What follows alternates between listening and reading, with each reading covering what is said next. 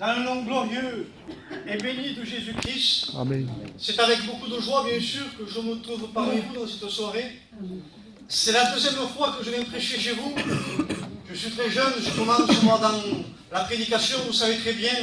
Mais on s'attend à une parole de Dieu. Amen. Je sais que mon rédempteur est vivant. Amen. Et qui se lèvera le dernier. Alléluia. Lui est toujours là. Si nous on change, en lui il n'y a aucune ombre de variation. Amen. Et je crois en sa puissance. Je crois que dans cette soirée il va parler à des cœurs. Savez-vous pourquoi? Parce qu'il apparaît déjà mon cœur à moi. Alléluia. Et quand il parle à un cœur, c'est certain qu'il parle à d'autres. On communique ce que Jésus nous a transmis, tout simplement. Quand l'épreuve est vers Jésus, Jésus simplement il le touchait et il était purifié de sa lèpre. Ce soir, est-ce que tu t'attends à une parole de Dieu? Parce que c'est à la disposition de ton cœur. Dieu cherche un cœur, tout simplement. Dieu ne cherche pas un grand cerveau. Dieu ne cherche pas une personne avec un grand compte en banque. Dieu cherche une personne avec un cœur ouvert. À recevoir une seule personne. La seule unique qui peut combler ton cœur. C'est Jésus. Amen. Il n'y a pas d'autre nom, mon ami, qui peut changer ton cœur. J'écoutais les témoignages des frères. Et quand on fait le bilan de ces témoignages, et de tous les témoignages de la terre entière, on s'aperçoit que chaque personne dans leur cœur a une brèche, a une douleur, ont quelque chose qui pèse à l'intérieur. Même s'il y a tout autour d'eux qui pour combler, pour faire du bien, il y a une brèche à l'intérieur de leur cœur. Mais béni soit le nom de Jésus. Amen. Parce que l'un des noms de Dieu en hébreu se dit comme cela. Ben Peret, qui veut dire le fils de la restauration. Amen. Il est celui, ce soir, qui veut restaurer ton cœur. Amen. Parce que son nom veut dire restauration. Alléluia. Es-tu prêt à te restaurer? Alléluia. Par ce divin potier. Par El Shaddai, ce Dieu puissant. Alléluia. Ce roi, ce bien-aimé, ce Seigneur, il est là. Si tu le crois, il y a une seule chose à faire. Une seule chose à faire. Que tu dirais simplement ce mot dans cette soirée. D'ouvrir ton cœur à Jésus. On va lire un passage des Écritures qui est tellement connu, qui est tellement vrai. Vous savez, dans la parole de Dieu, il y a un homme qui a écrit 13 épîtres. 13 livres dans la parole de Dieu, c'est énorme. Cet homme, quand il marchait, son ombre guérissait les malades. Cet homme, ses mouchoirs, c'est pas les nôtres, ses mouchoirs à lui guérissaient. Mais cet homme, quand il venait devant l'auditoire, quand il voyait des gens devant lui, quand il voyait des âmes devant lui, il disait simplement cela. Je ne suis pas venu vers vous avec la sagesse du langage, mais je viens vers vous annonçant une seule chose. Une seule chose. Jésus-Christ. Jésus-Christ crucifié entre ciel et terre. Ni plus ni moins. Le sang de l'agneau a payé cher. Alléluia. Le sang de Jésus a payé ta vie, ton âme. Il a payé la réconciliation pour le Père. Donc nous allons lire Jean 3,16. Tout le monde le connaît. Amen. Mais le Fils bien-aimé, qui était la parole incarnée, il a pris le temps de prendre le rouleau et de le lire. Donc nous ne sommes pas plus que le Fils. Car Dieu a tant aimé le monde qu'il a donné son Fils unique, afin que quiconque croise en lui ne périsse pas, mais qu'il obtienne la vie éternelle. Amen. Car Dieu a tant aimé le monde qu'il a donné son Fils unique, afin que quiconque croise en lui ne périsse point, mais qu'il obtienne la vie éternelle. Il est parlé du Fils de Dieu, du don du Père. Dieu a donné son Fils sur le bois de la croix, nous le savons. Mais à quel lieu Dieu a accepté de donner son Fils en sacrifice? Dans quel lieu? Il a donné hors de Jérusalem, à la sortie de la ville. Jésus a pris notre péché à la sortie de la ville. Jésus a été crucifié entre ciel et terre sur le haut d'une petite colline. Et cette colline porte un nom. Le mont Golgotha. Le lieu du crâne. Et cette colline, si nous la regardons humainement parlant, c'est un rocher. Mais en réalité, il y a sculpté à l'intérieur, naturellement, c'est le visage d'un crâne, la forme d'un crâne. Et nous voyons simplement un crâne humain. Et quand tu regardes Jésus crucifié entre ciel et terre, tu baisses tes yeux, tu vois cette colline, et tu vois un crâne humain qui symbolise la mort. Excusez-moi les mots, mais ce crâne humain symbolise la mort. Mais le mont Golgotha, le lieu du crâne, est un lieu de malédiction, un lieu de condamnation à ceux qui ont désobéi à la loi, un lieu où chaque personne avait commis un péché, un délit, on le portait dans ce lieu-là. Ce lieu faisait peur, ce lieu était sanglant, ce lieu, il y avait des ossements de mort. Dans ce lieu-là, c'est le rendez-vous de tous les vivants. Ce lieu, le mont Golgotha, est le rendez-vous de tous les vivants. Parce que c'est à ce lieu qu'on passe de la mort à la vie. C'est à ce lieu qu'on passe des ténèbres à la lumière. C'est à ce lieu qu'on passe de la loi à la grâce. C'est à ce lieu qu'on passe d'un cœur de pierre à un cœur de chair. Ici, ce lieu est la forme d'un crâne humain. De qui est ce crâne? À qui appartient ce crâne? Je vous pose une question. Nous sommes ensemble ici. On participe à la réunion. Je ne devais pas du tout prêcher cela, loin du compte. Je vous garantis, c'est la dernière minute que Dieu m'a donné de dire cela. J'étais loin de cela. Mais on se laisse conduire par Dieu. De qui est ce crâne? On peut le dire, ce crâne est d'Adam, le premier homme qui a désobéi. C'est le salaire du péché, c'est la faute d'Adam. On pourrait dire alors, c'est le crâne de Caïn, le premier meurtrier, celui qui a tué son frère. On pourrait dire alors, c'est le crâne du Nimrod, le premier antichrist, celui qui régna sur la terre, un vaillant chasseur qui se tenait face à l'Éternel, un chasseur d'âmes. Sûrement que c'est son crâne, celui qui a porté une fausse protection, une fausse sécurité par sa force et sa puissance. Les gens venaient à lui, mais lui en réalité il voulait leur âme. Sûrement que ce crâne est le crâne de Pharaon, qui ne voulait pas laisser partir Israël pour servir et adorer Dieu. Allons plus loin, frères et sœurs. Allons dans le Nouveau Testament. Allons au plus vite. Sûrement que ce crâne est le crâne de Judas. C'est lui qui a vendu le Seigneur pour quelques pièces d'argent.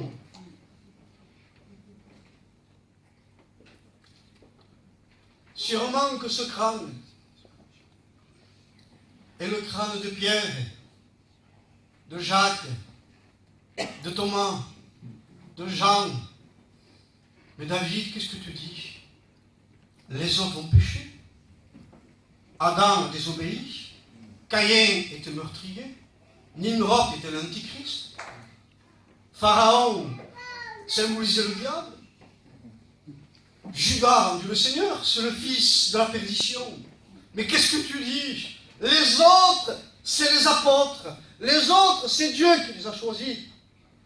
Jésus est allé, les a choisis. Il a vu Matthieu, il dit, suis-moi. Il a su qu'il a tout abandonné. Il a vu Jean qui jetait un filet, il a dit, suis-moi, et je te ferai pécher d'homme. Ces hommes n'ont pas péché, tu me dis. Ces hommes, c'était les apôtres de l'agneau. C'est ceux qui portaient le nom de Jésus-Christ.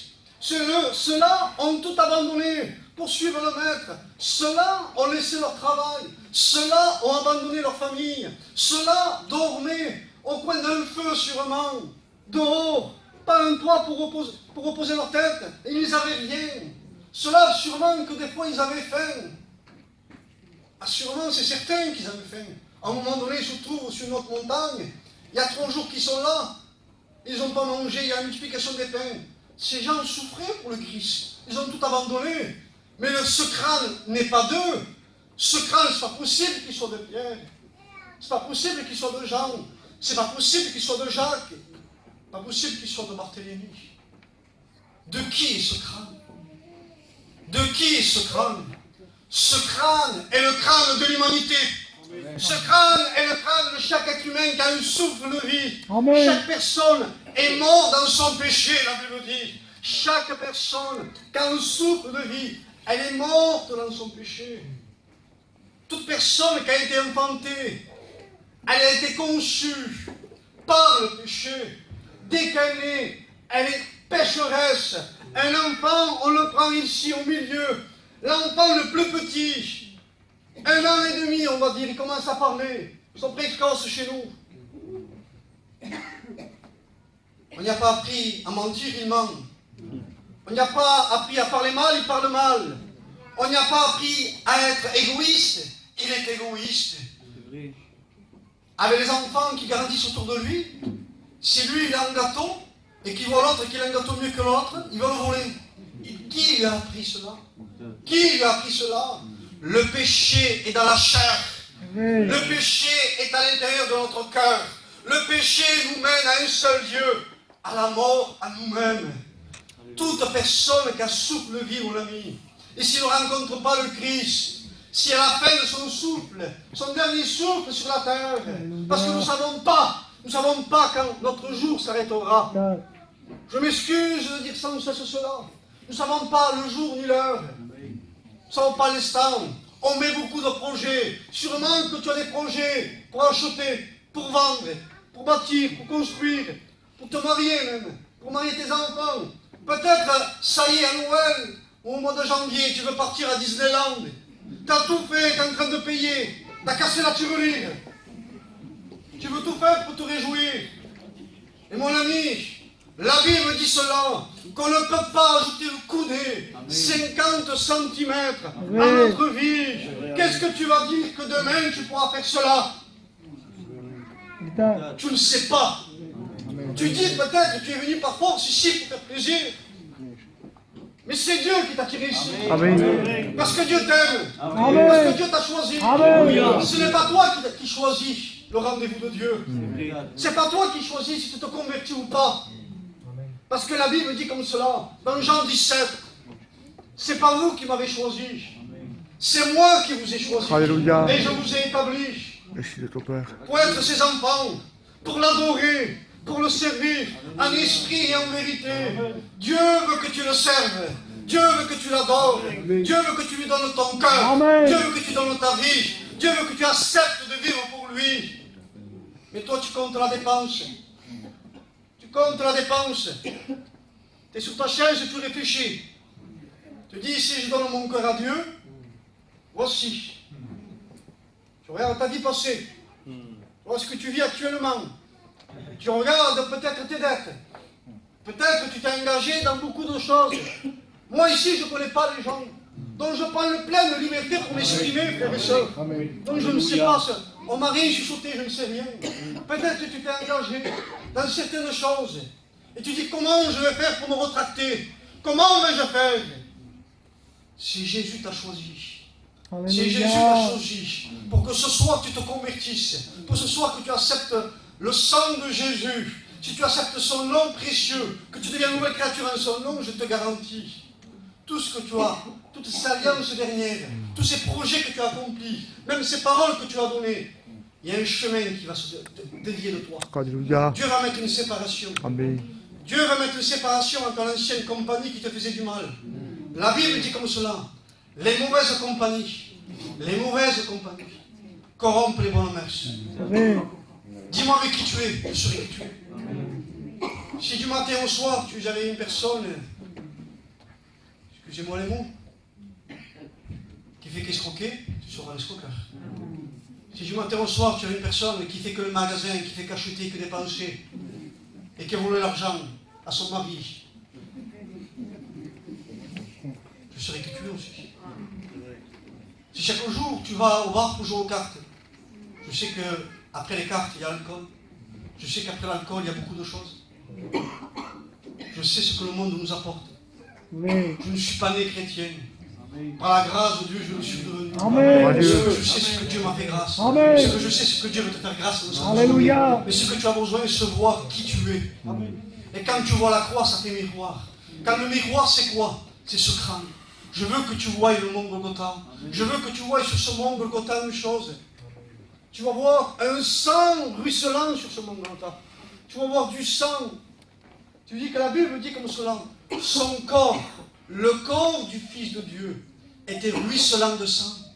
Et s'il était ruisselant de sang, ce sang se déversait sur le Golgotha. Ce sang se déversait sur ce crâne. Ça veut dire que si le sang de Jésus, tu acceptes que tu es le mont Golgotha, tu acceptes que tu es un crâne qui est destiné à la mort, mais qu'au travers de Jésus, au travers du sang, Ce crâne qui est maudit, malheureusement, il peut donner une bénédiction ce soir. Alléluia. Ta vie passée peut être balayée.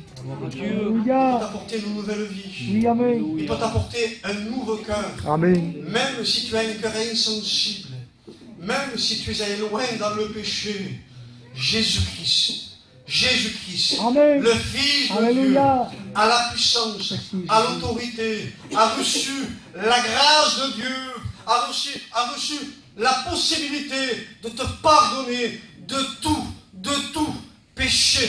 Il n'y a pas un péché que le sang de Jésus ne peut pas effacer. Amen. C'est vrai. Est-ce que tu le crois? Est-ce que tu le crois? Amen. Est-ce que tu le crois? Amen. Parce que la foi, c'est ce que l'on entend. Et ce que tu entends, c'est la parole de Dieu. La foi, mon ami, c'est la fidélité de Dieu. Est-ce que tu crois que Jésus est mort pour tes péchés? Amen. Pourquoi tu mets à demain? Pourquoi tu mets à un mois, 10 ans, 15 ans? On remet à plus tard ce qu'on peut faire ce soir. Amen. Je vous garantis une chose. Quand un cœur se met à plus tard, c'est qu'en réalité, il ne veut pas. Je suis bien conscient pour vous dire cela. Moi-même, auparavant, j'étais un garçon qui connaissait l'évangile. Très jeune. Mais très jeune aussi. À partir de l'âge de 13 ans, j'ai commencé à me livrer dans le péché. À me livrer dans les discothèques, dans les boissons et tout ce qui en sort. J'étais sans frein dans le monde. Personne n'a pu me retenir. Si les liens du péché m'environnaient, me liaient tout à petit. Au début, ils me séduisaient. Au début, j'aimais. J'avais 13 ans, j'étais un vieux de 40 ans. C'était un problème quand même. Moi, les cartes, j'en rêvais. Je jouais aux cartes du matin jusqu'au matin. J'en rêvais tellement que je les aimais. Le jour où je donnais mon cœur à Dieu, tout ce qui me tenait captif, j'ai rencontré Jésus Amen. dans un endroit, en réalité, qui n'a pas le même endroit qu'ici, je vous garantis. Moi, je savais que l'évangile était la vérité. Mais je disais non. Je disais plus tard, parce que je ne voulais pas. Parce que j'aimais le monde. J'aimais boire, excusez-moi les mots. J'aimais, excusez-moi les mots, je ne suis pas chez moi. J'aimais me droguer. J'aimais tout ce qu'il y avait dans le plaisir dans le monde. Mais le Saint-Esprit de Dieu, le Saint-Esprit de Dieu est venu me chercher dans un endroit où personne n'a pu venir me chercher. C'était 11h du matin ou midi. Je ne tenais pas à rentrer dans la journée. Tu dis dans quel état tu devais être? Une éponge. Une éponge imbibée d'alcool et de cocaïne. Ça fait honte qu'on dit ça. Il n'y a qu'une gloire de dire cela. Mais c'est pour faire voir la puissance de Dieu. Alléluia. À un moment donné, j'étais imbibé, je n'étais pas dormi dans la nuit, j'étais comme cela.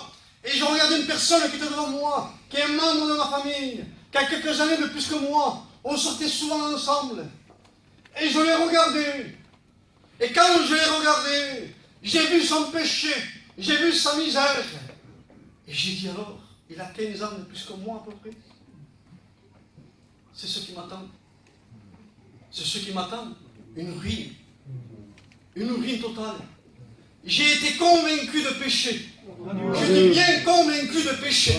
Amen. Imbibé d'alcool, dans un état secondaire, épuisé. Et quand j'ai commencé à leur parler de Dieu, ils ne comprenaient rien. J'ai commencé à leur dire, je ne vaux rien. Eux ils disaient, non, tu es un bon gitan, c'est certain, j'aimais les mêmes choses qu'eux. On avait les mêmes défauts. Je les ai laissés. J'ai pris ma voiture. Savez-vous une chose? Quand je conduisais, je ne pensais plus à ma famille. Je ne pensais plus à mes amis. Je ne pensais même pas à l'église. Parce que bien souvent, l'homme, quand il pense à l'église, il pense toujours au mauvais témoignage. Putain. Lui, il a toujours ses regards penchés là, pour avoir un texte à l'appui, ça se dit ça. Un texte à l'appui. Je regardais plus ça. La seule chose que j'ai regardée, je conduisais, je regardais une croix devant moi. Je regardais le Fils de Dieu crucifié entre ciel et terre, et mon regard était plongé envers lui. Pourquoi? Parce que je savais que je n'avais pas la solution à moi. Je savais que l'homme n'avait pas la solution en moi. Je savais que ma famille, même qu'elle m'aimait, n'avait pas la solution. Je les ai fait souffrir un martyr. J'ai fait pleurer ma famille, j'ai fait des gueules. Devant les gens, je passais gentil. Mais je vous garantis, ils ont souffert. Mais là, quand j'ai monté mes escaliers, que je me suis enfermé dans ma chambre, je me suis enfermé dans ma chambre, moi qui ne pleurais pratiquement jamais, j'ai pleuré comme un enfant devant l'amour de Dieu. Alléluia. Je ne sais pas ce qui s'est passé, j'étais inconscient même. Et le Saint-Esprit s'est déversé sur moi. Et là, il commençait à me faire voir des scènes de ma vie qui étaient vilaines, qui n'étaient pas jolies, que peut-être personne ne connaissait. Seul moi les connaissais. Et après, j'ai bien compris pourquoi. Il me faisait voir des films, des scènes vilaines. Et c'est comme si la main de Dieu descendait dans mon cœur et ôtait tout ce qu'il y avait de sale et de souillé. C'est comme tout ce qui avait du passé, il était en train de l'enlever. Je suis sorti de cette chambre. Dieu m'entend que je dis la vérité. Je n'étais plus la même personne. Amen. Je n'étais plus la même personne. Le miracle de Dieu s'est opéré en un instant, un clin d'œil, un atomos de temps. Ma façon de penser avait changé. J'étais normalement inconscient d'alcool, non? J'étais lucide. J'étais lucide. En un instant, en un clin d'œil, je ne mentais plus. Dieu m'entend, fini, plus de mensonges. Il avait ôté le mensonge de mon cœur. Mon travail, quand je rentrais dans un commerce, dès que je mis un pied à l'intérieur, j'avais dit un mensonge. Le jour où je donnais mon cœur à Dieu, Dieu m'entend. Les jours qu'on subit, je suis parti chiner. Je ne mentais plus. On ne m'a pas dit, il ne faut pas mentir. C'est le Saint-Esprit qui m'a fait moi. Alléluia. Le jour même, ma compagnie, mes amis de bar, mes amis de jeu, fini. Je n'en voulais plus, je n'y pensais même plus. Ma compagnie à moi, savez-vous qu'est-ce que c'était? Alléluia.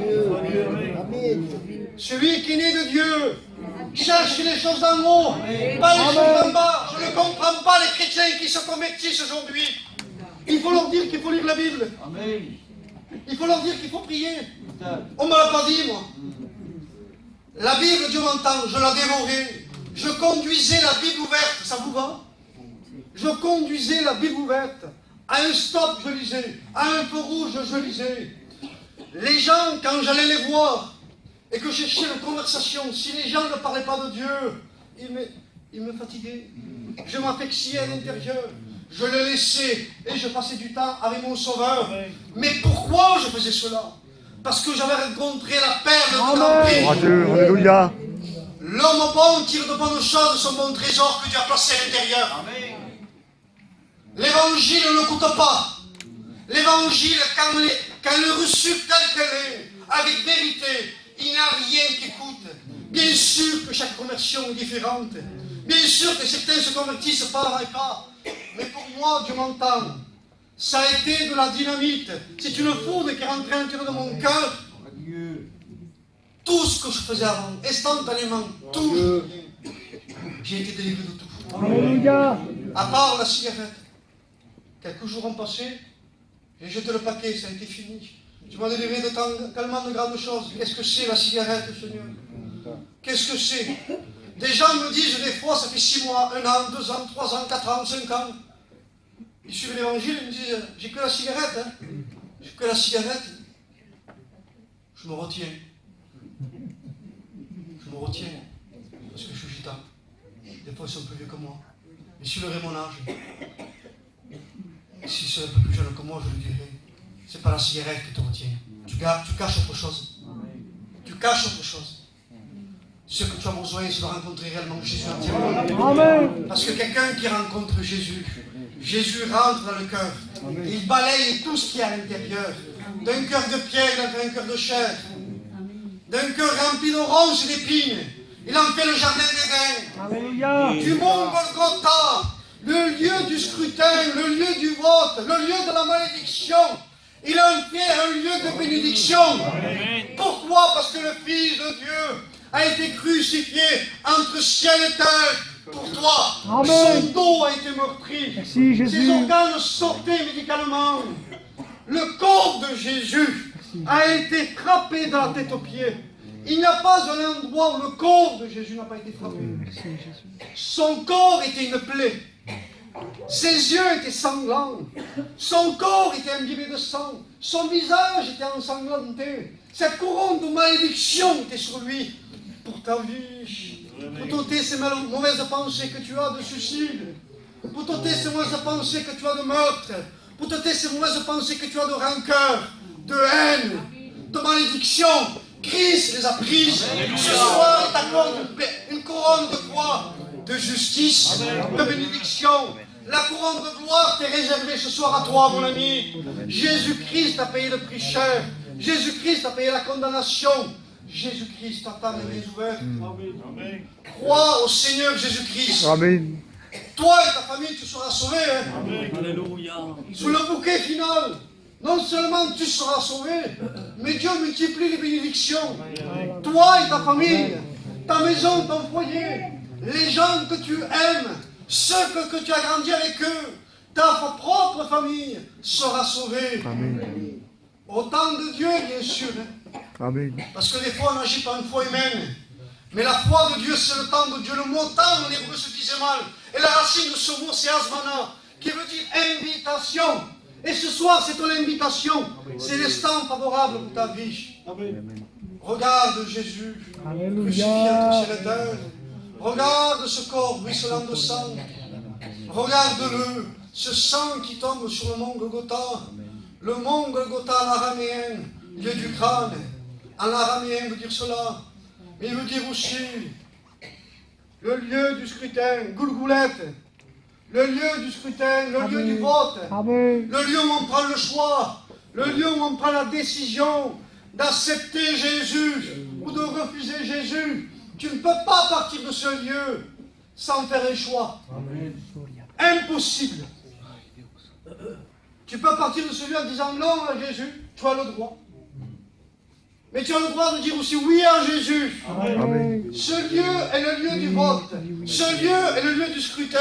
Ce lieu est le lieu du choix. La vie ou la mort. La vie ou la mort. Devant la croix, des hommes ont crié, crucifie-le, crucifie-le, crucifie-le. Ces gens, avant cela, quelques jours avant, demandaient la bénédiction, mangeaient du pain de la multiplication. Et là, ils disaient, crucifie-le. Ils ne voulaient pas de Jésus. Ils ont fait un choix. D'autres personnes étaient devant la croix. Eux ne disaient pas un mot.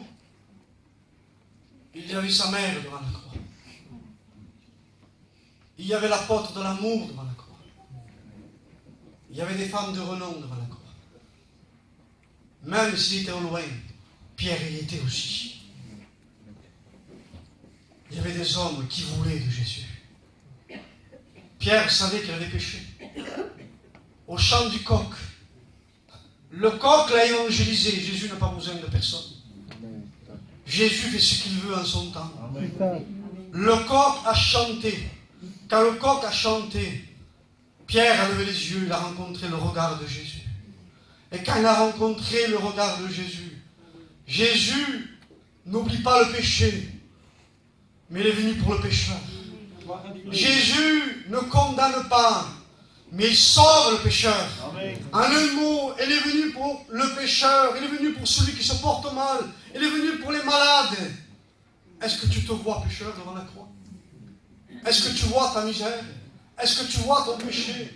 Tu es obligé de prendre des cachets pour dormir. Quelle misère. Pourtant, aux yeux du monde, tu ne bois pas, tu ne fumes pas, tu es quelqu'un de bien, mais chez toi, tu prends des cachets pour dormir. Tu dors, la télé allumée. L'autre non, il sort, il boit, parce qu'il est bougé de faire ça. Mais toi, lui s'est déclaré, mais toi c'est caché. Tu as besoin de Jésus comme l'autre qui boit, qui sort, qui est vu de tout le monde. Ce soir, accepte le sang de Jésus. Alléluia. Ce soir, fais comme Pierre, pleure amèrement. Repends-toi de tes péchés. Accepte de dire devant Dieu, je reconnais que tu es mon sauveur. Je reconnais que j'ai mal fait. Je reconnais que j'ai péché. Ce soir, j'accepte le sang de Jésus. Ce soir, je prends le choix de te suivre. Amen. Là où tu iras, j'irai. Ce que tu me demanderas, je ferai. La Bible dit comme cela. Et c'est devant la croix que ça se fait. C'est pas ailleurs. Si le grain de blé, ne tombe à terre, ça ne suffit pas de se repentir. Hein. S'il tombe à terre, c'est la repentance. C'est la repentance. Je me mets à genoux, je me mets à terre. Ça s'appelle la repentance, ça. Ça ne suffit pas. Parce que bien des personnes viennent ici, on prie pour eux, ils se repentent, ils pleurent, ils sont bénis, ils partent. La bénédiction est volée. Non, non, non, ce soir, si le grain de blé tombe à terre, et il meurt, il ne peut porter du fruit. Ce qui fait porter du fruit, c'est mourir en soi-même.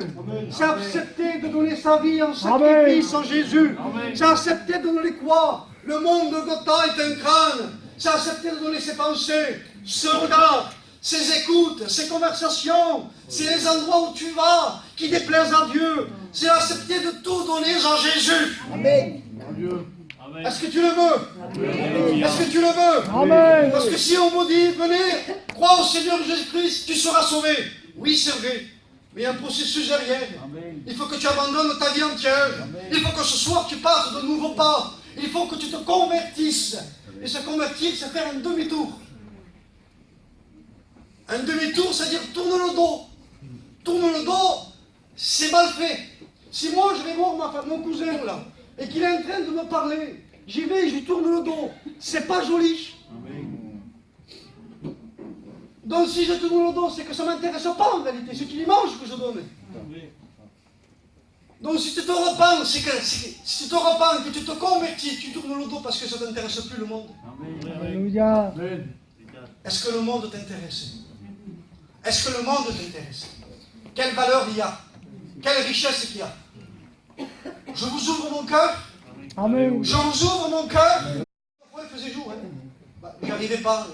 Je ne savais pas me contrôler. Quand j'avais laissé mes amis, que je rentrais chez moi dans ma voiture, quand j'étais seul dans la voiture, l'angoisse venait, le mal-être venait. J'avais honte de rentrer chez moi, mon fils était grand. J'avais honte. Dieu m'entend que j'avais honte. Je disais à moi-même, je criais dans la voiture, je poussais des cris. Qu'est-ce que je fais? J'en ai assez de faire ça. J'en avais marre de mon péché. Mais voici, les jours passés, je ne pouvais pas m'empêcher. J'étais lié à cela.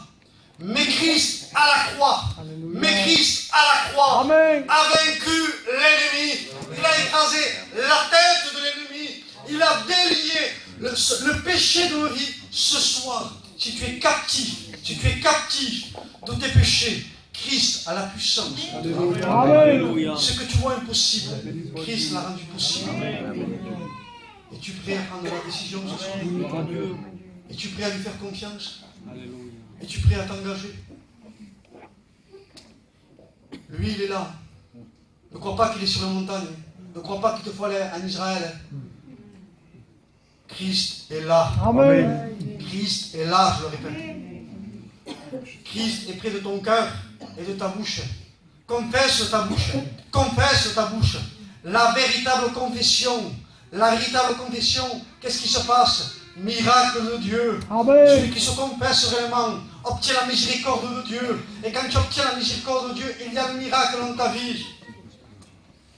Et s'il y a le miracle dans ta vie, tu n'as rien à faire. Simplement quoi? La foi est agissante, mon ami. La foi est agissante. La foi honore Dieu. Mais je vais dire ces paroles, je terminerai comme ça. La foi est agissante par l'amour. La foi est agissante par l'amour. Si tu crois que Dieu t'aime, si tu crois que Dieu t'aime, si tu crois que Dieu est ton sauveur, si tu crois qu'il est mort pour tes péchés, et que ce soir tu confesses le sang de Jésus, et que tu te laisses tes péchés sur le mont Golgotha, il y a bénédiction dans ta maison. Alléluia. C'est fini. Il y a bénédiction dans ta maison. Je finirai avec une simple histoire. Cette histoire nous dit comme cela.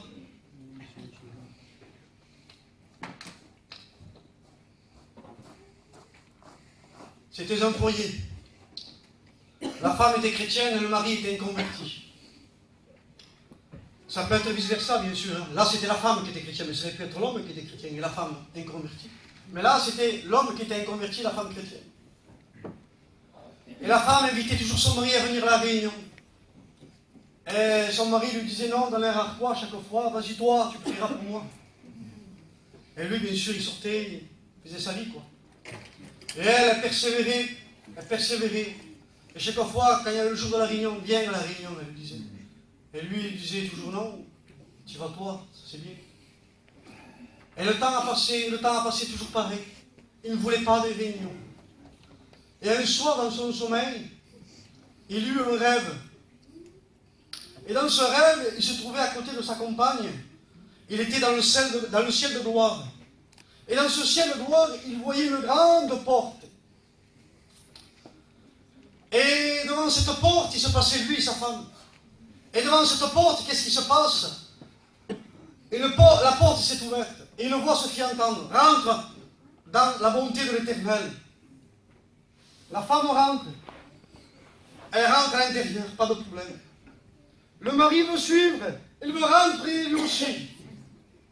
Quand il rentre, bien sûr, la porte s'est fermée devant lui. Mais quand la porte s'est fermée devant lui, il s'est réveillé. Il s'est réveillé de son rêve, en sueur, en transpiration, d'une peur horrible. Et il s'aperçoit, il se tourne. Il dit, c'est qu'un rêve. Je suis là, je suis vivant, ma femme est à côté, elle dormait. Et il dit, je dis rien, mon chien. Et je dis rien à personne. Mais je sais qu'à la réunion, là bientôt, j'y vais. Amen. Parce que je sais que si Jésus vient, Amen. je suis perdu. Amen. Je sais que je ne rentre pas dans le ciel de gloire. Donc ce que je fais, je dis rien du tout. Je vais à la réunion et je deviens chrétien. Amen. Gloire à Dieu. C'est beau, hein? Amen. C'est beau, hein? Amen. Qu'est-ce qui t'empêche de le faire? C'est vrai. Rien. Il n'y a rien qui empêche cela. C'est toi qui te mets des barrières. Amen. Christ a tout aplani pour toi. Alléluia. Amen. Que Dieu vous bénisse. Je ne veux pas aller plus loin. Le Saint-Esprit fera son travail. Gloire à Dieu. Que Dieu vous bénisse. Amen. Alléluia.